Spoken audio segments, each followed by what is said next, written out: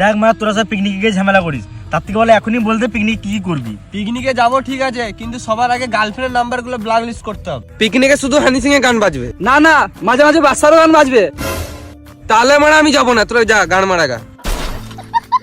ঠিক আছে হানি সিং। দেখ আমি আগে থেকেই বলে দিছি, বিয়ার থাকলে আমি খাবো না, শুধু মদ আর মাংস খাবো। বেশ যেটা পাবো সেটা খাবো। মুরগির মাংস কিন্তু খাবো না, খাসির মাংস খাবো।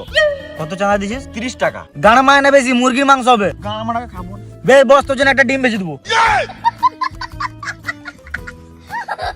এ আমি কিন্তু পেট ভরে ভাত খাবো। ভাত ফাত হবে না, শুধু মদ আর মাংস হবে। একটা সব থেকে বেশি ইম্পর্টেন্ট কথা, আমাদের পিকনিকে প্রতিবারে এই ডিস্টার্বটাই হয়, রানতে রানতে মেয়ে দেখা হবে না। তাহলে তোর পিকনিকটা তুই গাঁড়ে ভরে নে। বেলা রান্না বন্ধ রেখে মেয়ে দেখবো।